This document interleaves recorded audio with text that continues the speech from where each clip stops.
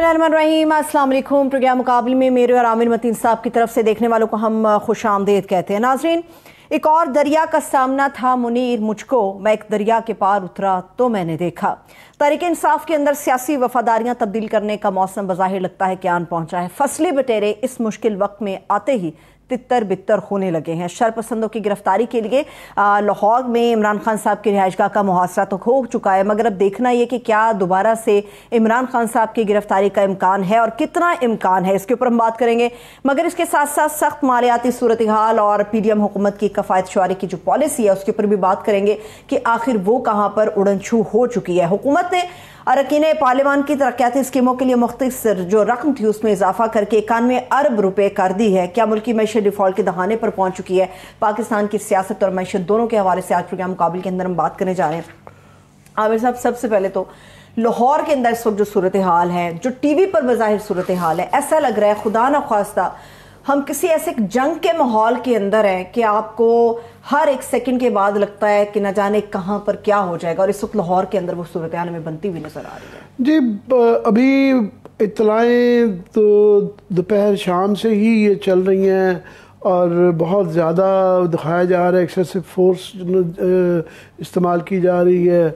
और जो ये आप वीडियो दिखा रहे हैं इस वक्त यहाँ पे, ये कई दर्जनों के हिसाब से ये गाड़ियाँ चल रही हैं, मगर अभी तक गिरफ़्तार नहीं किया।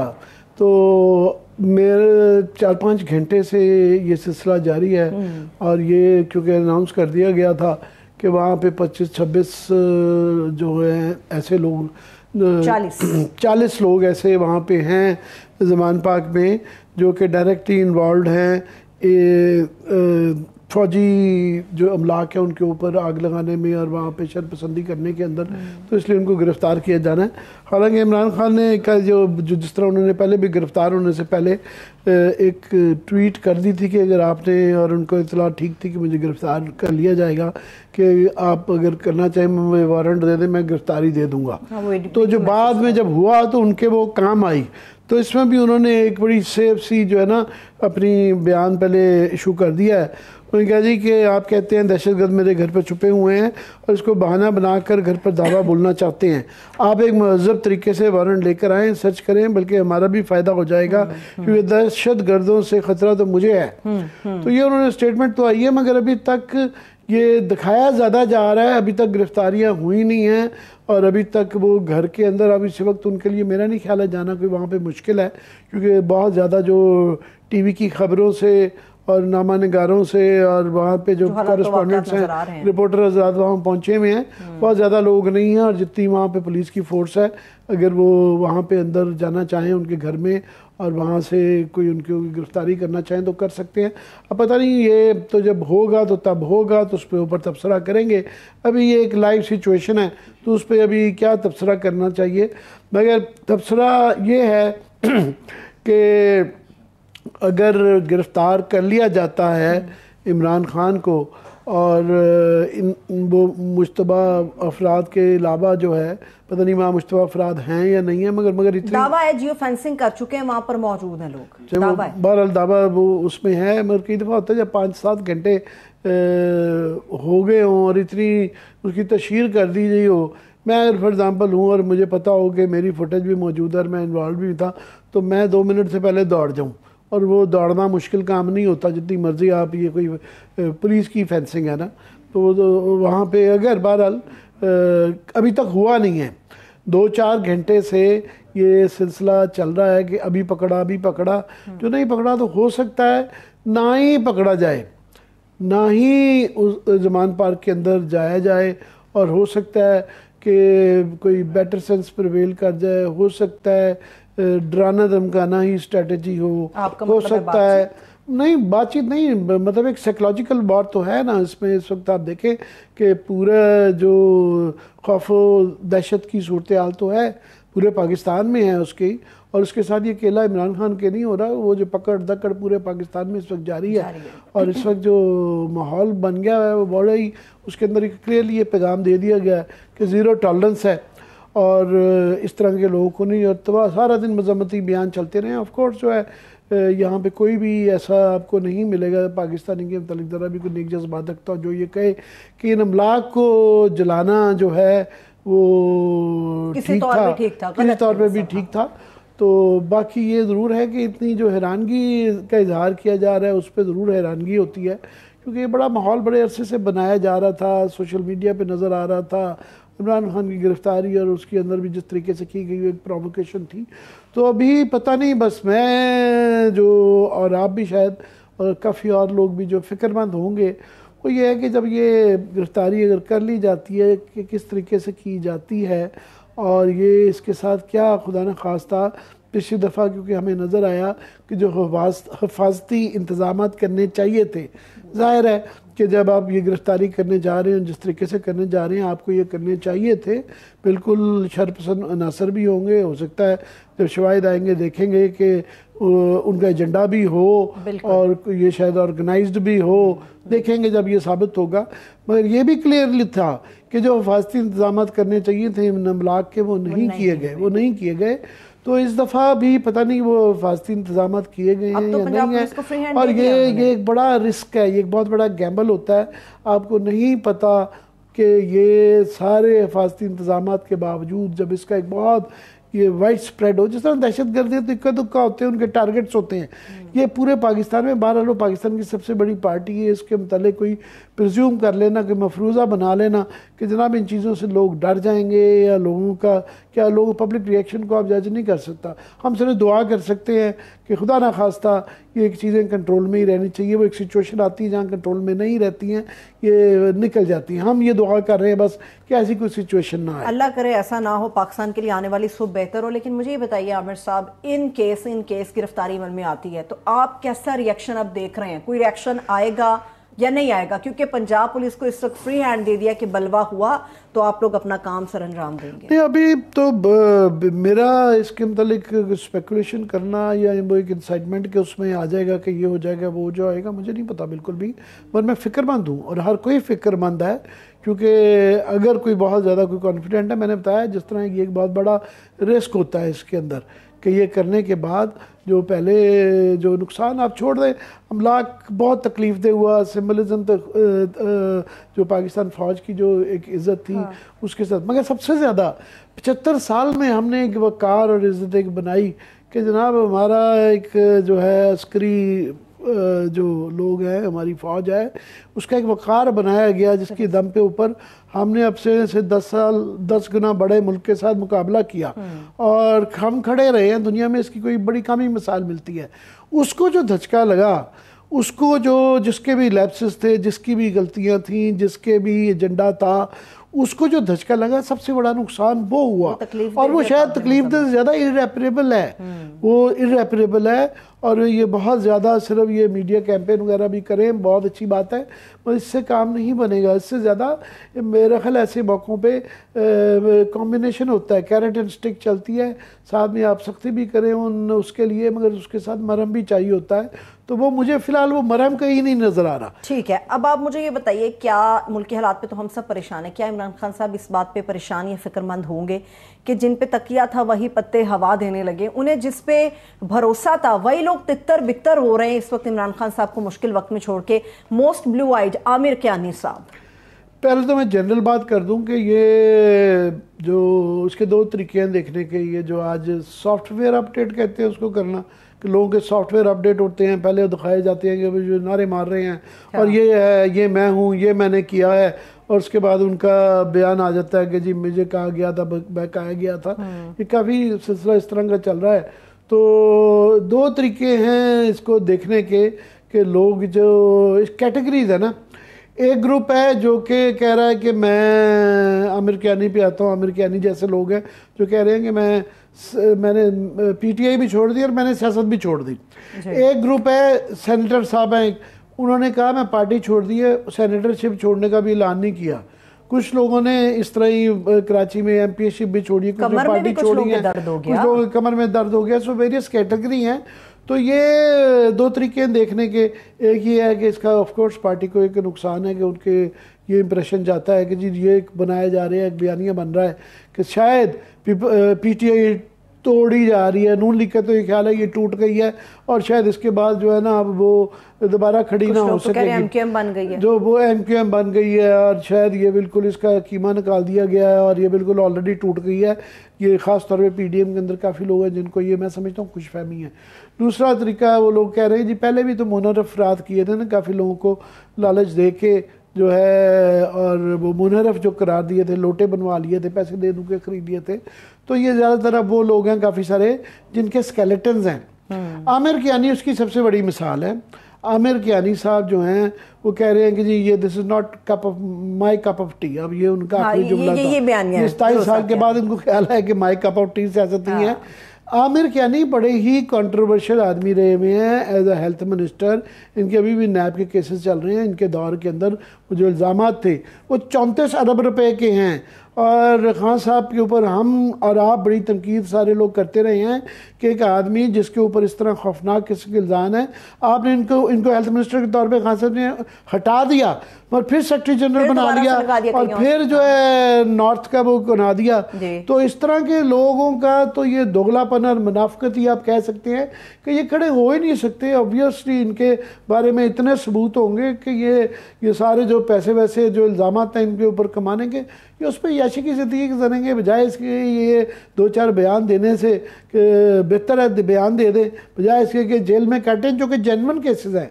इनके ऊपर जो केसेस हैं वो खाली पीली केसेस नहीं हैं, वो उनके अंदर बहुत ज़्यादा जान है। मैंने खुद वो रिपोर्टिंग की हुई है, वो शवाहिद भी देखे हुए हैं कि जो इतने ज़्यादा उस ज़माने में ड्रैब के थ्रू और जो कीमतें बढ़ाई गई 200% बढ़ाई गई तो उसके बाद इनको निकाला ना जाता ना अगर इल्ज़ाम न होते। इमरान खान साहब ने भी निकाला था, लेकिन फिर तो फिर ये एक तो ये देखने का कि जिसका बहुत बड़ा धचका पीटीआई को लगेगा। दूसरा पीटीआई के लोगों के काफ़ी ख्याल है कि ये हमारी क्लेंजिंग हो रही है कि पाकिस्तान में आप देखें ना पॉलिटिकल पार्टीज़ का जो इर्तिका है किस तरह होता है। तमाम ही बड़ी पार्टीज़ जो हैं वो मार्शल लॉ और फौजी नर्सरी से पनपी। भुट्टो साहब जो है वो ज़ाहिर है 10 साल तक जो है वो यूब खान के साथ रहे, फौजी हुकूमत का हिस्सा रहे, फॉरेन मिनिस्टर रहे यूब खान के। उसके बाद 1968 में जाके तो वो उन्होंने फिर एक अपनी पार्टी खड़ी फिर हुई और वो उसके बाद एक पाकिस्तान के बहुत बड़े पॉपुलर तरीन लीडरों में से 1-2 में से हैं, जिसके बाद इमरान खान को कहा जाता है कि उनके बाद पॉपुलर तरीन लीडर ये आए हैं। उसके बाद उसी तरह ही नून लीग जो है वो ज़ियाउल हक की कोख से उनका जन्म हुआ और जन्म होते होते वो फिर दोबारा बैक एंड फोर्थ करते हैं 1990 की दवाई में कभी आगे कभी मिल जाते थे, कभी मैं डिक्टेशन नहीं लूँगा। और माशाल्लाह के दौर में मुशर्रफ के वो फिर बिल्कुल ही वो पता चला जी अब वो एंटी स्टैब्लिशमेंट पार्टी हो गई हैं। अब ये दोनों पार्टियाँ वापस अल्हम्दुलिल्लाह जो है एस्टेब्लिशमेंट की गोद में जा चुकी हैं। अगर किसी को शुबा है तो ये शुबा निकाल देना चाहिए कि ये दोनों पार्टियां पीडीएम उन पे इल्ज़ाम था इमरान खान पे कि वो जो है क्या था सिलेक्टेड था। अब ये इम्पोर्टेड है, इस पर इम्पोर्टेड ना सिलेक्टेड तो हैं ही हैं। तो ये अभी इस तरह ही आप देख लें इमरान खान का बिल्कुल जो है उनका भी इर्तिका जो है उसी नर्सरी से हुआ। तो वो होके पता नहीं अभी ये देखना है, ये येट टू बी सीन कि ये अब ये गामजन हैं अपने जमहूरी सफ़र की तरफ और एक एंटी स्टैब्लिशमेंट रोल के अंदर और अल्टीमेटली कौन कहाँ खड़ा होता है। तो ये पाकिस्तान में ये पिंग पोंग चलती रहती है। तो जो इनके अंदर जो ओरिजिनल सियासी लोग हैं जो कि इशूज से रिलेटेड है, नज़रियाती लोग हैं, उनका ये कहना है कि ये इनकी क्लेंसिंग होती है। ये ट्रोजन हॉर्सेस थे जो कि इनके अंदर छोड़े गए थे। वो पहले जहांगीर तरीन के फेज़ में निकले जिन्होंने आज बड़ी तकरीर की, अब ये दूसरा फेज़ है जिसके अंदर जा रही है। वैसे आमिर साहब बहुत सारी ऐसी आवाज़ें सीन वॉइसेस जिन्हें कहा जा जो तहरीक इंसाफ से थी या पीपल्स पार्टी के अंदर थी या नून लीग के अंदर से हैं, वो आवाज़ें अभी तक खामोश है इस मौजूदा सूरत हाल के ऊपर। मैं आपकी तरफ आती हूँ मगर मुझे इंट्रोड्यूस कराने दीजिए। इस वक्त राव खालिद साहब इस्लामाबाद से एडिटर रोजनामा 92 न्यूज़ हमारे साथ है। बहुत शुक्रिया राव साहब, थैंक यू सो मच आपके वक्त के लिए। आपकी तरफ से आती हूँ आमिर साहब, एक तो ये सवाल फिर दूसरा राव साहब को भी शामिल कर लेते हैं। जी राव साहब से ही पहले लेंगे क्योंकि ये ज़्यादा गहरी नज़र रखे हुए हैं। हम थोड़े से अभी प्रोग्राम हमारा शुरू हो गया। लाहौर से अभी राव साहब आपकी लेटेस्ट इतलाएँ क्या हैं? ये तो पिछले शाम से दोपहर से चल रहा है कि पुलिस वहाँ बहुत भारी तादाद में जा रही है, मगर अभी तक इमरान खान के गिरफ्तारी की इतला नहीं आई या घर में घुसने की नहीं आई। लेटेस्ट अभी क्या है? आमिर साहब, वो दिन में जो अनाउंस किया इंफॉर्मेशन मिनिस्टर ने, उसके बाद से वहाँ पे इंतज़ार तो हो रहा है, लेकिन ताहाल कोई आसार उस तरह से नज़र नहीं आए। लेकिन ये किया है कि मैं अभी शिबली फराज साहब का ट्वीट देख रहा था, उन्होंने वो डिजिटल मीडिया के लोगों को और बाकी लोगों को कहा है कि आप आ जाएं, आप आके देख लें, और डिजिटल मीडिया को अंदर इजाज़त भी दे दी गई है कि वो खुद विजिट करा देते हैं जहाँ जहाँ आपने जाना है, आप देख लें कौन से टेररिस्ट यहाँ पे छुपे हुए हैं। और दूसरा वो ये भी चाहते हैं कि अगर पुलिस उस वक्त रेड करती है तो कम से कम नेशनल मीडिया वहाँ पे मौजूद हो, क्योंकि उनको खदशा ये है कि बाहर से लोग ला के ये यहाँ से गिरफ्तारी दिखा के उसकी और ये कहेंगे यहाँ से बरामद हुए हैं। तो ये बुनियादी तौर पर एक खदशा है जिसका प्रिकॉशनरी एक अनाउंसमेंट की इमरान खान साहब ने की, शिबली फराज साहब ने फिर ट्वीट किया। अब वहाँ पे मीडिया के लोग, डिजिटल मीडिया के तो मौजूद हैं, ये तो कंफर्म है, बाकी मीडिया कितना पहुँचा है उसका भी यकीनन वो भी पहुँच रहे होंगे और इस सारी सूरत हाल से आगाह होने की कोशिश कर रहे होंगे। जी आमिर। जी राव साहब, मैं अपना तबसरा आगे कर चुका हूँ कि ये बड़ी अच्छी टर्म नई हमारी सियासी डिक्शनरी में आ चुकी हुई है, सॉफ्टवेयर अपडेट होना। तो आज हम निशानियां देख रहे थे, कियानी साहब वो जो है उन्होंने सियासत ही छोड़ दी है। जैदी साहब ने काफ़ी मजम्मत तो सभी कर रहे हैं, इमरान खान से लेके कोई पीटीआई का लीडर ऐसा नहीं है जो कि मजम्मत ना कर रहा हो, और मजम्मत ही करनी पड़ती है। हम सारा पाकिस्तान इसकी मजम्मत कर रहा है कि इसकी हर एक को तकलीफ़ है कि जो वहाँ पे लाहौर में हुआ, मियांवाली में हुआ, कराची में हुआ, ये सारा गलत था।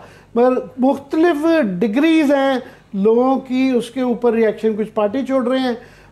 ज़ैदी साहब ने कहा, वैसे उन पर यह इल्ज़ाम था कि इनको ज़रा बेहतर तरीके में रखा गया, उनकी वालदा के घर पे ही उनको नज़रबंद कर दिया गया। तो एक वो ये एक इल्ज़ाम लग रहा था कि ये सॉफ्ट ट्रीटमेंट इनके साथ किया जा रहा है, कुछ के साथ बड़ा हार्श, और ख़ास तौर पे ख़वातीन के हवाले से तो बड़ी कुछ बहुत ज़्यादा सख्त, बड़ी मतलब ख़तरनाक तकलीफ दह खबरें भी आ रही हैं कि उनके साथ काफ़ी बदसलूकी हो रही है। श्री मज़ारी को आगे छोड़ा था, फिर दोबारा गिरफ्तार कर लिया, इसी तरह और कईयों को गिरफ्तार कर लिया।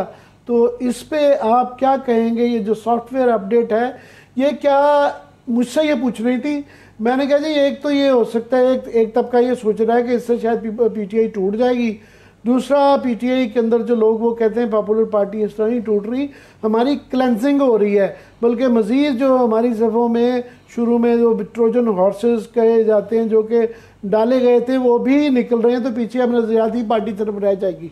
आपका क्या ख्याल है? आप सियासी रिपोर्टर रहे हैं सारी उम्र। मैं आपके बातों से 100% इत्तेफाक करते हुए थोड़ा सा बात को आगे बढ़ाऊंगा। मैं कोई एथनिक डिवाइड की बुनियाद पे बात नहीं कर रहा, लेकिन थोड़ा सा हमें फ़र्क ये करना पड़ेगा कि सिंध में पीपल्स पार्टी की हुकूमत है, जैसी भी हो वो इस्टेब्लिशमेंट के साथ उसने कंप्रोमाइज़ किया है, नहीं किया, किस तरह से वो चल रहे हैं मामला को, लेकिन स्टिल पीपल्स पार्टी कुछ ना कुछ बेयर मिनिमम जो होता है ना, वो जमहूरियत और कुछ असूलों की बात भी करती है और कोशिश करती है कि थोड़ा सा अपनी हदूद में रह के वो सारे एक्ट करे। जो हम ज्यादतियों की बात कर रहे हैं, खासतौर पे खवातीन के हवाले से जो ज्यादातर खबरें आ रही हैं वो केपी से भी नहीं आ रही, वो सिर्फ पंजाब से आ रही है, जहां पे केयर टेकर सेटअप है, और जिस केयर टेकर सेटअप के बारे में पीटीआई की बड़ी रिजर्वेशन है, शदीद किस्म की रिजर्वेशन है। उनके ख्याल में ये ऑपरेट ना तो फेडरल से होते हैं ना कहीं और से होते हैं, बल्कि इनके पीछे जो हैंडलर और किस्म के लोग हैं और उनकी वजह से ये सारा कर रहे हैं। और इमरान खान साहब ने कहा जैसा कि खौफ पैदा किया जा रहा है कि ताकि लोग अगली दफा जब इमरान खान गिरफ्तार हों या कोई और इवेंट इस तरह का हो उसमें लोग ना निकलें, पीटीआई के लोग एहतजाज ना करें। तो बुनियादी तौर पे ये एक कोशिश की जा रही है। जहां तक इस सॉफ्टवेयर अपडेट की बात है, आमिर साहब आपको पता है इस मुल्क का तो हार्डवेयर ही खराब हो चुका है। अब जो सूरत हाल इस वक्त मौजूद है, इकॉनमी के हवाले से देख ले, पॉलिटिकल टेंशन के हवाले से देख ले, अदलिया के ऊपर हमले के हवाले से देख ले, यानी सरकारी जो मिलिट्री इंस्टॉलेशन पे हमले के हवाले से देख लें, हमारा तो वो कहता है इंजर पिंजर हिल के रह गया है। तो हमारा हार्डवेयर ही ठीक नहीं है, तो सॉफ्टवेयर अपडेट करें, डाउनग्रेड करें, आप जो मर्जी लेटेस्ट ले लें, AI ले आए, आर्टिफिशियल इंटेलिजेंस ले आए, तो जब तक वो हार्डवेयर हमारा अपने मकाम पे सही फिट नहीं बैठेगा, सारी जो हार्ड डिस्क है, जो उसकी मोटर है, जो उसकी कनेक्शन है, वो सारे अपनी अपनी जगह पे फिट नहीं होंगे, तो ये काम नहीं चलेगा। दूसरा इसका फायदा कोई नहीं होगा। इस सॉफ्टवेयर हार्डवेयर इलेक्ट्रिबल्स का दौर होता था, सारे लोग इसीलिए परेशान हैं क्योंकि हार्डवेयर हमारे की बहुत मसाइल हो गए हैं, यानी इक्तिसादी आईनी बहरान जो हमारे सियासी बहरान चल रहे हैं उसकी वजह से।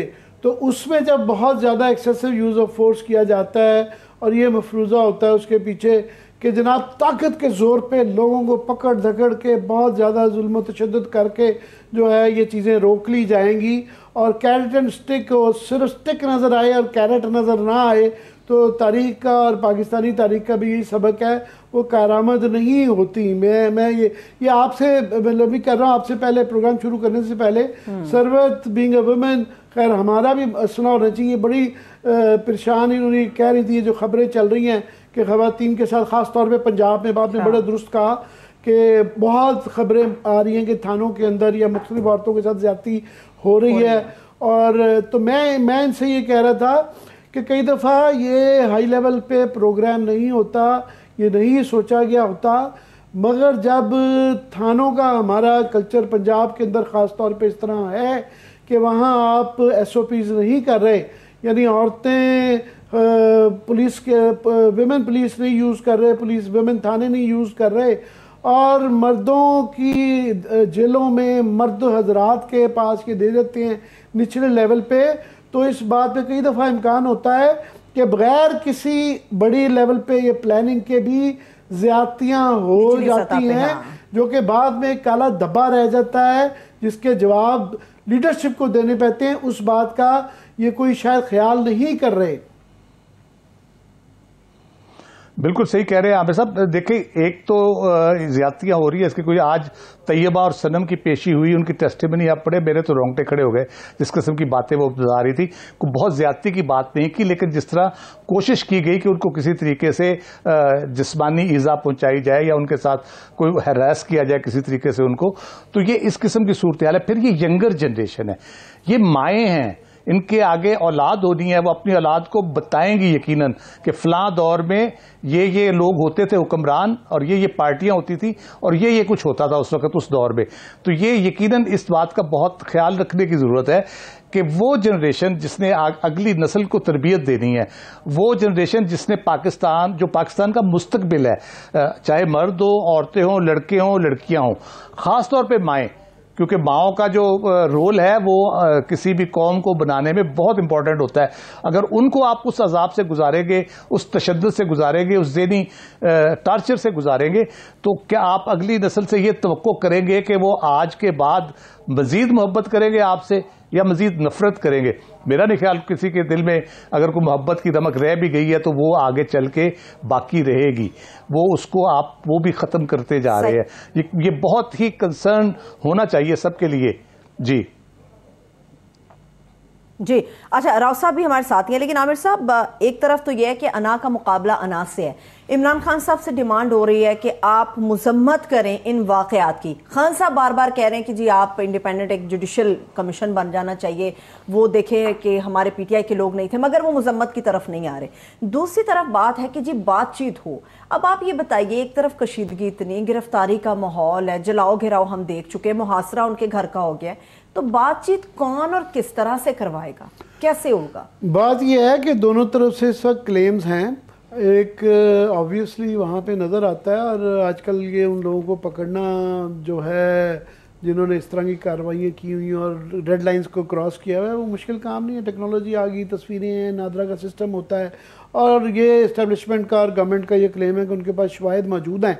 और दूसरी तरफ से PTI के लोग कह रहे हैं कि जी हमारे पास भी शवाहिद हैं कि ये हमारे खिलाफ साजिश हुई है। तो उसका फैसला तो फिर ये है ना कि वो उसको ट्रांसपेरेंट किस्म की एक तफ्तीश की जाए, एक जुडिशल कमीशन बनाया जाए जिसपे सामने आ जाए। अभी वो तफ्तीश हुई नहीं, अभी ये क्लेम्स हैं कि, और ये माजी में हमने देखा है कि कई दफ़ा क्लेम्स गलत सही होते रहते हैं। तो उससे पहले जो इस तरह का खौफनाक किस्म का एक तशद्दुद किया जा रहा है, और एक बहुत ज़्यादा उसके अंदर कई लोग जायज़ पकड़े जा रहे होंगे, मगर ये पाकिस्तान की तारीख जानते हुए और पंजाब पुलिस का तरीक़ाकार जानते हुए इसके बाद का कवी इम्कान है कि बेताशा लोग जो हैं उनके साथ ज्यादती हो रही होगी, उनको उठाया जा रहा होगा और उसके अंदर पोलिटिकल विक्टिमाइजेशन भी हो रही होगी। और ख़ास तौर पर जिस तरह हम सारे कह रहे हैं ख़वातीन के हवाले से, मैं अभी आलिया हमजा की बेटी की देख रहा था वीडियो को, जिस तरीके से उनको उठाया गया, उनके घर के अंदर तोड़ फोड़ की गई, दीवारों से तरीक़ाकार भी होता है ना, आप जाने के गिरफ्तार कर लें, ये कोई दहशतगर्द या उस तरह कई लोग नहीं भी डायरेक्टली इन्वॉल्व होंगे, तो उनको उस तरीके से करना वो है। पर राव साहब मेरे लिए जो हैरानी थी वो ये कि वो हर दौर में मैं कह रहा था कि हमारा सियासी इर्तिका इस तरह ही होता है कि उन्हीं नर्सरियों से इस्टेब्लिशमेंट की पार्टियां बनती हैं, फिर किसी स्टेज पे वो खुद भी खड़ी हो जाती हैं और कई वापस चली जाती हैं, मगर उसमें कुछ परमानेंट प्लेयर्स होते हैं। तो शेख रशीद फॉर एग्ज़ाम्पल वो पिछले 50 साल से एक परमानेंट प्लेयर थे, always on the right side of the establishment. एक तो मुझे उन पे बड़ी हैरानी है कि वो इमरान खान के साथ खड़े हुए हैं और उनकी सॉफ्टवेयर अपडेट क्या हार्डवेयर भी उनका लगता है कि ख़राब हो गया या ठीक हो गया है। वो उनकी आमिर कियानी जाली बयान नहीं आया। दूसरा, लोगों को रहता था फवाद चौधरी के मतलब भी ये शक रहता था कि इनका जो है एक ना एक हमेशा, क्योंकि राब्ता गो बिटवीन ये रहते थे और जेलम से की धरती से इनका ताल्लुक है, तो मगर दरमियान में इनके बहुत ज़्यादा ये वैन गार्ड में थे, बड़े सख्त बयान आते रहे थे। और कल खैर ये वहाँ से दौड़ के जिस तरह से आए तो उस पर मुतज़ाद किस्म के बयान थे। आज इमरान खान ने काफ़ी लोगों की मजम्मत की, ये शिकायत आ रही थी कि जी इनका नाम नहीं लिया गया और कई लोगों का नाम नहीं लिया गया। पर मेरा क्वेश्चन है कि जो हैरानी है विजय शेख रशीद के हवाले से आपको भी हुई है? राव साहब मैं आपका जवाब देती हूँ, मुझे लेकिन एक अपडेट दे देने दीजिए। सामने जितने भी लोग हमें इस वक्त मुकाबिल को देख रहे हैं, केनाल रोड को इस वक्त मुकम्मल तौर पर ट्रैफिक के लिए खोल दिया गया है। गिरफ्तारी का फिल वक्त किसी किस्म का कोई इम्कान नजर नहीं आता। रात गए कोई ऑपरेशन मुमकिन है कि हो सकता हो। 25 से 30 के करीब कारकुन है पाकिस्तान तहरीक इंसाफ के इस वक्त जो वहां पर मौजूद हैं, बाकी वहां पर लाइफ मुकम्मल तौर पर नॉर्मल हो चुकी है। ओवर टू यू राव साहब। जी आमिर साहब, 2002 के बाद हम देखते हैं कि एक लॉट क्रिएट की इलेक्टेबल्स की, जो अपने अपने हलकों में बड़े मौसर हो गए, उनको क्रिएट किया गया बाकायदा। आप कह लें कि एक ताकतवर हलकों की तरफ से एक नया तरीकाकार ईजाद किया गया कि पीछे बैठ के मामलात को चलाया जाए, लेकिन ऐसे लोग हों 50-60 के करीब जो रोल प्ले कर सके मेक और ब्रेक का। वो 2008 में पीपल्स पार्टी के साथ वो आ गए, 2013 में वो नून में चले गए और 2018 में वो ये साउथ पंजाब इत्तेहाद बना, वो सूबे का साउथ पंजाब सूबा इत्तेहाद बना और उसमें वो पीटीआई के साथ आ गए। ये 2018 तक ये चलता रहा, लेकिन जिस दिन से इमरान खान की गवर्नमेंट गई है उसके बाद से जो रेडिकल चेंज आया है, ओवरऑल फिनोमेना जो चेंज हुआ है, उसमें वोटर बहुत ज़्यादा अहमियत इख्तियार कर गया है। उसमें इलेक्टेबल्स की मेरा ख्याल है वैल्यू वो नहीं रह गई। इसलिए आप देखते इलेक्टेबल्स, भले वो शेख रशीद हो, खुसरो बख्तियार हो, फवाद चौधरी साहब हो या और भी बहुत से होंगे इस तरह के, वो बड़े डामाडोल हैं डिसाइड करने में। कि पहले तो होता था कि इलेक्टेबल्स की अपनी एक सपोर्ट होती थी, उसके बाद थोड़ा सा पुश हो जाती थी एस्टेब्लिशमेंट की या जो पार्टी जिसको वो ज्वाइन करते थे, तो वो आसानी से अपनी निश्चित जीत के आ जाते थे। उनको श्योरिटी भी होती थी कि वो अपनी निश्चित जीत जाएंगे। लेकिन अब भी बिल्कुल ये फिनोमेना चेंज हो गया। अगर हम उस इलेक्टेबल्स का फिनोमेना, मुझे लगता है ये मर गया या ख़त्म तो यकीनन हो रहा है। वोट है इमरान खान का या बाकी पॉलिटिकल पार्टीज का। अब इलेक्टेबल्स उस तरह से वो रोल प्ले नहीं कर सकते। जहांगीर तरीन साहब इकट्ठे कर ले, कोई और इकट्ठे कर ले, जब बैलेट बॉक्स में वोट डलने हैं तो वो पॉपुलैरिटी, पॉलिटिकल पॉपुलैरिटी की बुनियाद पर डलेंगे, जिसमें अभी भी शायद आज का सर्वे है 72% इमरान खान की पॉपुलैरिटी बताई जाए। हम कहते हैं 60% है, 50% है, लेकिन जब वोट कास्ट होगा तो वो ट्रांसलेट जो होगा वो उस तरह से होगा। जो इलेक्टेबल्स हैं उनको पता है उनके हल्के में क्या सूरत हाल चल रही है। शेख रशीद को पता है, जो इलेक्टोरल पॉलिटिक्स पे बिलीव करते हैं उनको पता है कि हल्के में जब जाना है तो किस तरह से वोट वहां पे मिलेगा और किसकी वजह से मिलेगा। इसलिए मेरा ख्याल है थोड़ा सा जो दिलेरी है ना, वो बुनियादी तौर पे वो बुज़दिली है जो उनको हल्कों में महसूस हो रही है कि उस खौफ की वजह से वो शायद अभी तक स्विच ओवर नहीं कर रहे। हाँ, जिस दिन उनको यकीन हो गया कि इमरान खान इज़ नो मोर, या इमरान खान खुद अलहदगी इख्तियार कर ले, सियासत से कहें कि जी मैं कुछ नहीं कर रहा, फिर आपको यकीनन ये फिर एक दूसरे पे गिरते पड़ते ये फिर दूसरी जमातों के पास पहुंचेंगे और यकीनन उसमें भी देखेंगे कि कौन सी जमात जो है उसका हाथ पकड़ा गया है और उसको हुकूमत में लाने की कोशिश हो रही है, तो फिर उस तरफ जाएंगे। जी आमिर।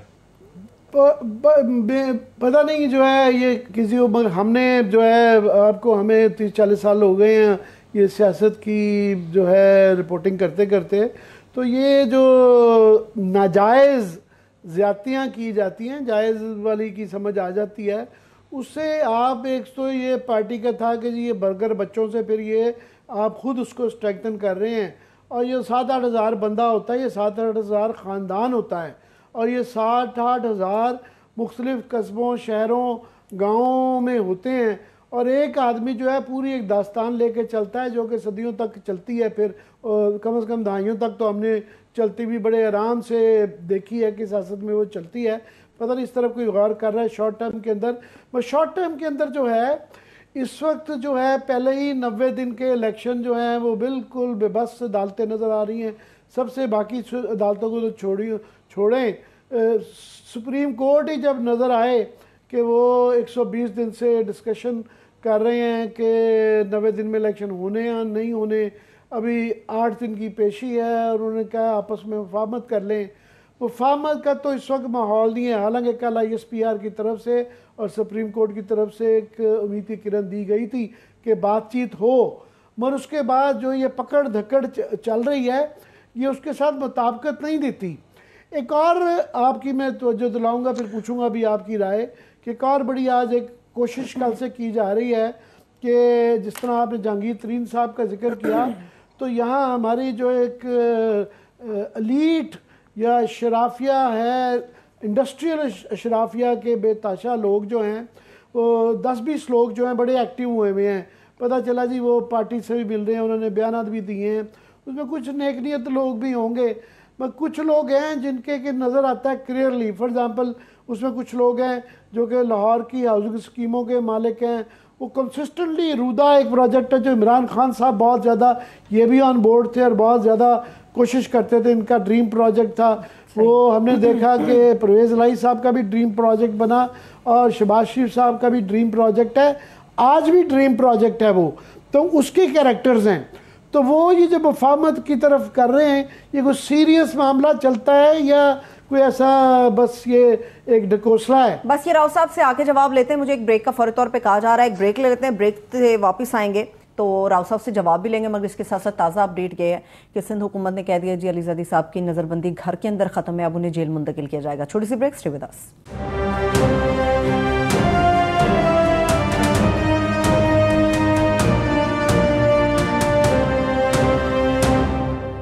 ब्रेक के बाद एक बार फिर से खुश आमदेद कहेंगे। इस वक्त इकोनॉमी की सूरत पर बात करने के लिए माहिर मुआशियात हारून शरीफ साहब ने भी ज्वाइन किया। Sir thank you so much आपके वक्त के लिए। जी आमिर साहब। जी राव साहब भी हमारे साथ हैं, वो अगर सवाल पूछना चाहें तो वो भी पढ़ लें हमारे पास, क्योंकि वक्त कम है हारून, तो मैं क्विकली बात करता हूँ। एक बड़ी बदकिस्मती की बात है कि हमारे सियासी मसाइल इतने बढ़ते जा रहे हैं, लॉ एंड ऑर्डर की भी अब सिचुएशन बीच में बढ़ती जा रही है, आईनी बहरान भी है, मगर ये सादी बहरान बीच में गुम होकर रह गया है। मैं लेटेस्ट उस पर जो आज की नई खबरें आ रही हैं हमें उससे आगाह करें कि ये बताया जा रहा है कि नवंबर तक शायद जो है ना IMF का इस तरह के इशारे आ रहे हैं कि शायद ना हो पाए, और डार साहब की स्टेटमेंट आई भी कि जी हमें कोई फ़र्क नहीं पड़ता, मोर और लेस उन्होंने ये कहा है कि नहीं भी अगर हमारा होता तो हम डिफ़ॉल्ट नहीं होता और कि हमारा उनसे गुजारा हो जाता है। सवाल मेरा ये है कि इसके साथ जो हम पढ़ते हैं खबरें कि इस बजट को वजह से वो ये कर रहे हैं कि ताकि खुल के कर्जे अपने पॉलिटिकल एक बजट दे सकें, और दे लेते हैं तो फिर IMF का क्या होगा, ख़ास तौर पे इस साल को छोड़ें अगले साल बताया जा रहा है कि $35 बिलियन हमें चाहिए होंगे। जी आमिर, बहुत शुक्रिया sir, thank you so much. देखिए वेरी क्विकली, अगर आपको याद हो कि आपसे मैंने 2 हफ्ते पहले अमेरिका से प्रोग्राम किया था और उसमें मैंने बड़ा क्लियरली आपसे कहा था कि मुझे सिग्नल्स तो जो पाकिस्तान में बातचीत हो रही है उससे काफी मुख्तलिफ यहाँ दिखाई दे रहे हैं 2 चीजों पे। एक तो IMF जो था वो क्लियर नहीं था कि आप वाकई अपना फाइनेंसिंग गैप फिल कर लेंगे, दूसरा वो एश्योरिटीज चाह रहे थे कि ये रिफॉर्म्स की कंटिन्यूटी आप कैसे हमें गारंटी करेंगे कि ये चलती रहेगी आपके सियासी हालात में और आपकी इकोनॉमिक टीम की कैपेबिलिटी में। वो दोनों सामने। मैं खबर देता जाऊं कि आज अभी IMF ने $3 अरब का घाना का प्रोग्राम अप्रूव कर दिया है। सो ये नहीं है कि IMF ममालिक के प्रोग्राम नहीं अप्रूव कर रहा। इस वक्त बेसिकली पाकिस्तान का एक तो ट्रस्ट डेफिसिट है, दूसरा हमारी जो प्रोजेक्शंस हैं टेक्निकल वो एक्सेप्टेबल नहीं है, क्योंकि उसका पॉलिसी रिस्पांस नहीं है, हमारा एक अकाउंटिंग रिस्पांस है कि हम यहां से पैसा पकड़ लेंगे, यहां से पकड़ लेंगे, हालांकि आपको एक पॉलिसी डायरेक्शन देनी पड़ती है कि इसको सस्टेन कैसे करेंगे। तो IMF प्रोग्राम का तो ये सूरत हाल है। अब जो दूसरी चीज है, जो हुकूमत की आपने बात की है, देखिए मेरी समझ में as a student of political economy दो चीजें समझ आती हैं। ये जो अभी अचानक एक नैरेटिव आना शुरू हो गया कि हम IMF के बगैर जी सकते हैं, कोई फर्क नहीं पड़ता। एक तो अब बड़ा क्लियर है कि इनको पता लग गया कि IMF के साथ इनकी टेक्निकल और दूसरी निगोशिएशन जो होती हैं पॉलिटिकल, उसमें जान नहीं है। दूसरा ये है कि अगर तो हुकूमत इलेक्शन में जाना चाहती है तो वो चाहेगी ऐसा बजट बनाना जो IMF के अप्रूवल के बगैर बने, क्योंकि वो उसके अंदर अपने MNAs को भी पैसे देंगे, वो अवाम को भी रिलीफ देंगे। तो वो अब ये सवाल इनके ऊपर है, क्योंकि अगर इन्होंने IMF का लॉन्ग टर्म प्रोग्राम लेना है तो इनको उनके साथ बजट पे बात करनी पड़ेगी। मुझे ये लग रहा है कि देखिए ये जो कह रहे हैं ना हम उसके बगैर रह लेंगे, हमें सब हम रह तो लेंगे, लेकिन उसका इंपैक्ट क्या आ रहा है कि आपकी लार्ज स्केल मैन्युफैक्चरिंग आधी रह गई है, फॉरेन डायरेक्ट इन्वेस्टमेंट आनी बंद हो गई है, एक्सचेंज रेट के ऊपर प्रेशर बढ़ना शुरू हो गया। अगर इसको कहा जाता है कि हम IMF के बगैर रह लेंगे, आप सिर्फ एडमिनिस्ट्रेटिवली इंपोर्ट को रोक के अपनी बिल पेमेंट कर रहे हैं। जब हम इसेंशियल इंपोर्ट को रोकेंगे तो जो मईशत का पहिया रुक जाएगा, इंडस्ट्री नहीं चलेगी, जो 25 लाख बच्चे जॉब चाह रहे हैं उनको नहीं मिलेगा। अब ये एक ट्रेड ऑफ है। तो मुझे लगता यह है कि एक पॉपुलिस्ट बजट दिया जाएगा जिसके अंदर एक्सपेंडिचर कट्स नहीं किए जाएंगे, लोगों को खुश किया जाएगा। अगर तो इलेक्शन होता है, केयर टेकर गवर्नमेंट आ जाएगी और इसके बाद जो अगली हुकूमत आएगी वो मिनी बजट लाएगी और दोबारा फंड के पास चली जाएगी। तो कुछ ऐसी सूरत हाल मेरे माय क्विक 2 क्वेश्चंस। वन कि जनाब आपने उनके कहने पे डिवैल्यूएशन कर दी, आपने कॉस्ट ऑफ प्रोडक्शन बढ़ा दी, आपने जो है एनर्जी की कॉस्ट बढ़ा दी, आपने जो है इंपोर्ट्स बहुत ज़्यादा आपकी कम हो गई और जिसकी वजह से एक्सपोर्ट्स आपकी नहीं हो सकी, ये सारे कर दिए और आखिर में आपको IMF के साथ फाइनल आपका कंक्लूजन नहीं हुआ। वन कि इसके क्या लॉजिक थी। दूसरा ये है कि जब ये इस तरह का टोटल डिफाइंस करेंगे, सब चीज़ें करने के बाद बजट अपनी मर्जी का लाएंगे तो ये तो अगली हुकूमत अगर जिसकी भी होगी उसके लिए भी मुश्किलात खड़ी कर जाएंगे। उसके लिए मुश्किलात नहीं होंगी, उसके लिए बेइंतहा मुश्किलात होंगी कि क्योंकि कोई भी पॉपुलिस्ट रिफॉर्म को रिवर्स करना बहुत मुश्किल होता है। अल्लाह करे कि हम ये ना करें। लेकिन जो आपका सवाल है, देखिए IMF की जो आप बात कर रहे हैं कि हमने ये भी मान लिया ये भी मान लिया, ये नैरेटिव हमें पाकिस्तान की इकोनॉमिक टीम से आ रहा है। ये IMF ने कोई प्रेस कॉन्फ्रेंस नहीं की कि सारे इंडिकेटर्स मीट हो गए। You got to keep that in mind. IMF आपसे ये कहता है कि ये जो आप सारे एक्शंस कर रहे हैं, हमें इनकी प्रिडिक्टेबिलिटी के ऊपर शक है, क्योंकि पाकिस्तान पिछले 3-4 साल में बातें मान लेता है, ट्रांच लेता है, इसके बाद पॉलिटिकल प्रेशर में आके रिवर्स कर देता है। अब वो श्योरिटी देने के लिए आपको एक बड़ी तगड़ी टीम चाहिए और वो पॉलिसी रिस्पांस मांगते हैं। मैं इसको एक्सप्लेन कर दूं वेरी क्विकली। देखिए पॉलिसी रिस्पांस ये होता है कि अगर आपने दोस्त ममालिक से डिपॉजिट लिए हैं, पॉलिसी रिस्पांस ये है कि ये 1 साल की ब्रिजिंग है, हमारे पास ये ऑल्टरनेट पॉलिसी है कि हम कहीं से पैसा रेज करके इसको पे ऑफ कर देंगे। अगर हम सिर्फ ये बताते हैं कि हम पैसा ले आए हैं, अब इंटरनेशनल इदारे गालिबन हम पे एतबार नहीं कर पाएंगे, क्योंकि ये सस्टेनेबल चीजें नहीं है। पॉलिसी रिस्पांस ये होता है कि हम स्टेट ओन्ड एंटरप्राइजेस को बेचेंगे। पॉलिसी रिस्पांस ये नहीं होता कि जी हम इधर से अकाउंटिंग एंट्री चेंज करके इधर कर देंगे, अमीर पे टैक्स लगा देंगे, जो ऑलरेडी टैक्स डबल कर देंगे।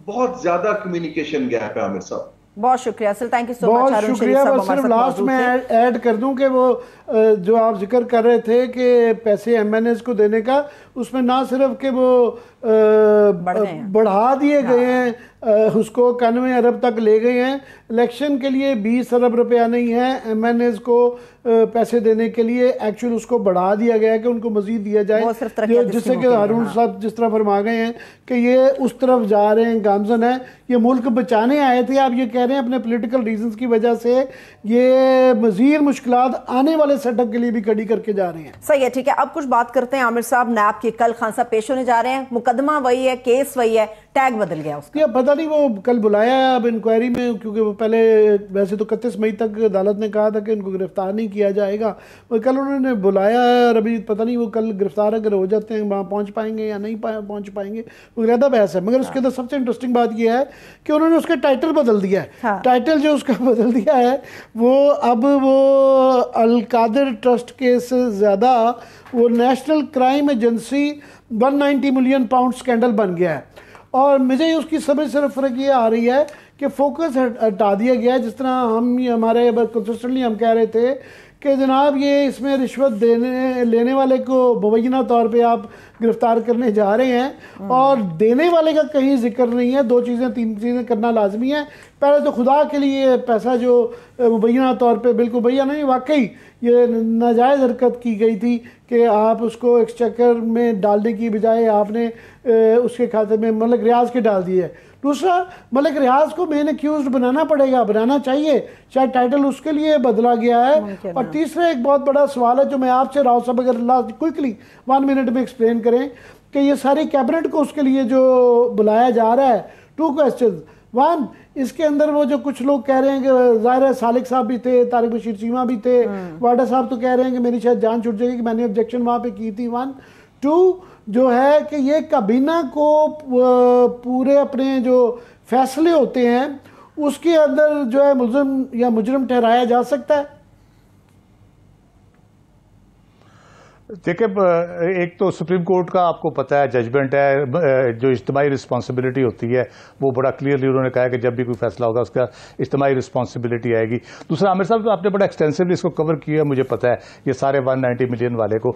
जब कैबिनेट में पेश हुआ था उसकी पूरी एक ब्रीफिंग दी गई थी, उसके बाद इसको सील किया गया था उस डॉक्यूमेंट को, और उसका जो मिनट्स है अगर आप पढ़े उसमें लिखा हुआ है कि जब तक कोई कोर्ट इसको समन करके खोलने का ना कहे इसको आप नहीं खोलेंगे। तो वो कोर्ट अब है, उसमें ले जाए, खोल लें, उसमें देख ले क्या मसला था, क्या चीज़ थी, फिर शायद कोई केस ये बना सके, या पहले भी हमने कहा था मलिक रियाज साहब को पकड़े तो कुछ कर सके। इज्तिमाई रिस्पॉन्सिबिलिटी तो कैबिनेट की आती है, और इस कैबिनेट में भी वो लोग बैठे हुए हैं जो उस कैबिनेट का भी हिस्सा थे, और उस बंद लिफाफे का जो सारा शोशा छोड़ा गया, जो भी उसमें हुआ वो उसका हिस्सा थे, और उनको पता है बंद लिफाफा उनके सामने किया गया था, तो वो भी उतनी रिस्पॉन्सिबल है जितने इमरान खान साहब रिस्पॉन्सिबल हैं, या बुशरा बीबी को भी उसमें लपेट लिया गया। अब देखें वो अब, लेकिन जो आपने नाम चेंज का कहा, इससे मुझे एक ज़हन में ख्याल आ रहा है कि अब वो अल कादिर ट्रस्ट का अगर केस नहीं है तो बुशरा बीबी का तो फिर उससे कोई लेना देना उस तरह से नहीं बनता। अल कादिर ट्रस्ट पे अगर आप जाएं तो ठीक है, उसकी ट्रस्टी हैं। अब 90 मिलियन वाले केस में तो वो गवर्नमेंट, NCA, मलिक रियाज और सुप्रीम कोर्ट, ये उसके करैक्टर है मेन, जिसके अंदर आता है ये कैबिनेट है हमारी। तो बुशरा बीबी को मेरा ख्याल है उसमें से अब निकाल देना चाहिए। मेरा ये अंदेशा है, काफ़ी लोगों का और भी है, कि ये नाम इसीलिए है कि उसमें से मलिक रियाज साहब को निकालना चाह रहे हैं। मेरी ये ज़रूर बार बार मैं गुजारिश कर रहा हूँ कि खुदा के लिए अगर आपकी नीयत अच्छी है इस पर, तो आप इसको पहले पैसे को आपको कौन रखता है, एक एग्जीक्यूटिव डिसीजन आना है, कैबिनेट ने फैसला करना है कि जनाब ये पैसे फॉरेन एक्सचेकर को वापस तो दिलवाएं। 190 बिलियन का केस बनाने से पहले इसकी करेक्शन तो करें जिसका एक केस बनाया जा रहा है। मगर ये इसके अंदर एक और मज़े का पहलू ये है कि नैब की मैं देख रहा था जो इन्होंने प्रेस रिलीज इशू की है, उन्होंने इमरान खान से जो डॉक्यूमेंट्स मांगे हैं कि फलाना डॉक्यूमेंट आप लेके आएँ, वो सारे गवर्नमेंट के डॉक्यूमेंट हैं जो गवर्नमेंट के पास मौजूद हैं। वो इमरान खान के पास मेरा नहीं ख्याल है कल सुबह पेशी तक वो डॉक्यूमेंट आ सकते हैं। वो सारी लिस्ट जो मंगवाई गई है, वो कैबिनेट के मिनट्स हैं, वो एग्रीमेंट्स हैं, जो सारे गवर्नमेंट के पास मौजूद है। तो ये कैसे देखते हैं? क्विकली, बस हाफ a मिनट रह गया। अगर नैब के पास ये कागजात नहीं है तो वो इन्वेस्टिगेशन क्या कर रहे थे, केस किस चीज़ का बना रहे थे? वो अगर उनके पास ये डॉक्यूमेंट्स नहीं है, ये सबूत नहीं है, तो वो फिर क्या ऐसे हवा में कोई वो ख्वाब शाब देख के कोई कर रहे थे केस? यकीनन उनके पास सारी चीज़ें मौजूद हैं और उसकी बुनियाद पे उनको ये सारा कुछ करना चाहिए। फिर वो 190 मिलियन का विदाउट गिल्ट उन्होंने उसको डिग्री किया हुआ है। आई डोंट नो वो फाइन था या रिपेट्रिएशन होनी थी, अदरवाइज होनी थी, उसका भी अभी बहुत सारा वो उस पर मुख्तलिफ आ रहा है कि वो फाइन नहीं था बल्कि वो सेटलमेंट थी। तो अगर सेटलमेंट थी तो फिर मलिक रियाज साहब के खाते में एडजस्ट होनी चाहिए थी वो। जी चलिए देखते हैं कि आइंदा कल आने वाली सुबह क्या पैगाम लेकर आती है। उम्मीद के साथ ही आज के इस प्रोग्राम मुकाबले का इख्तिताम करेंगे कि आने वाली सुबह बेहतरीन हो इस वतन के लिए, इस कौम के लिए। मुझे इजाजत दीजिए, अपना बहुत सा ख्याल रखिए। खुदा हाफिज़।